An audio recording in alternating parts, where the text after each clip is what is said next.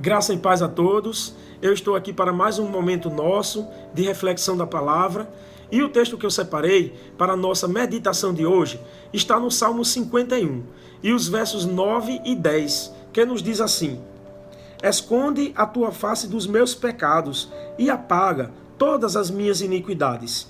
Cria em mim, ó Deus, um coração puro e renova em mim um espírito reto. Este salmo, o Salmo 51, é um salmo de autoria de Davi.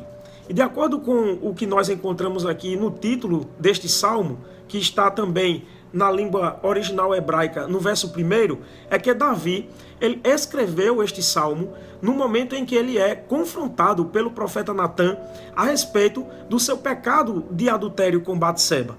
Mas nós conhecemos a história, que Davi não cometeu somente o pecado de adultério, mas Davi também cometeu homicídio, enviando o marido de Batseba para a frente, o pior lugar, ali na frente de batalha, para que ele fosse morto pelos inimigos do povo de Israel. E realmente, Urias, o marido de Batseba, foi morto naquele momento. Mas Davi, ele vai vivendo como se nada tivesse acontecido. E aí, Deus vai e manda o profeta Natã confrontar Davi. E o que nós encontramos aqui nessa parte do texto é o sentimento de Davi com relação àquele ato terrível que ele tinha cometido, aos seus pecados. E ele vai dizer: esconde a tua face dos meus pecados. E por que Davi clamou para que Deus tirasse os olhos, desviasse a sua face dos pecados dele? E eu quero destacar aqui 3 coisas. Primeiro, a seriedade do pecado que Davi cometeu.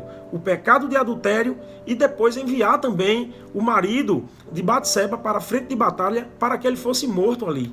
Homicídio, adultério e homicídio. As consequências para um líder de uma nação que precisava ser um exemplo de servo do Senhor, daquele que anda nos princípios do Senhor Deus e Evá. E naquele momento ele sabia da seriedade do seu ato. E por isso ele pediu: Senhor, não contempla os meus pecados, porque são tão sérios, é tão terrível o que eu cometi. E aí vem um outro motivo pelo qual Davi pede que Deus tire, desvie a sua face, esconda a sua face dos seus pecados. É que além da seriedade dos fatos, tinha também a vergonha pela qual Davi ele foi acometido naquele momento. Ele estava envergonhado de ter cometido aquela atitude diante do Senhor. E quantas vezes nós não ficamos assim também? Nós sabemos da seriedade dos nossos pecados. Nós sabemos que cometemos algo terrível sempre na presença de Deus. Porque mesmo em Cristo Jesus, em alguns momentos nós fazemos coisas que desagradam a Deus. E nós sabemos a seriedade de tudo isto. Ficamos também envergonhados em alguns momentos, porque nós sabemos a seriedade dos fatos.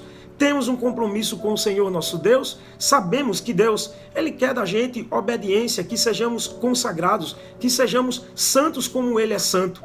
E quando nós nos apercebemos que erramos, que pecamos, nós ficamos também envergonhados. Esse foi o outro motivo pelo qual Davi pediu que Deus tirasse a sua face ali do seu pecado e deixasse de contemplar o seu pecado. E o terceiro motivo é porque Davi sabia as consequências de Deus contemplar o pecado. Deus ele não fica imparcial, estático diante do pecado, de forma alguma. Mas Deus ele vai tratar o pecado e as consequências disso são terríveis. Por isso é importante nós não esperarmos e irmos até a presença de Deus e confessarmos o nosso pecado. E é isso que vai acontecer aqui quando Davi ele pede na segunda parte aqui do verso 9: e apaga todas as minhas iniquidades. Davi aqui ele estava buscando o perdão de Deus.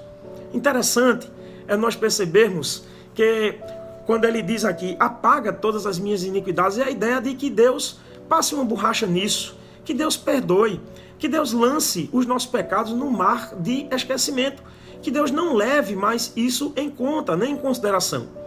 Muitas vezes nós alcançamos o perdão das pessoas aqui também, porque precisamos perdoar uns aos outros, mas o perdão verdadeiro mesmo parte do Senhor nosso Deus. Esse perdão aí é um perdão maravilhoso, porque Deus, aquele que não pode esquecer nada, nada passa desapercebido diante dos seus olhos, nem uma folha de uma árvore que cai, nada mesmo.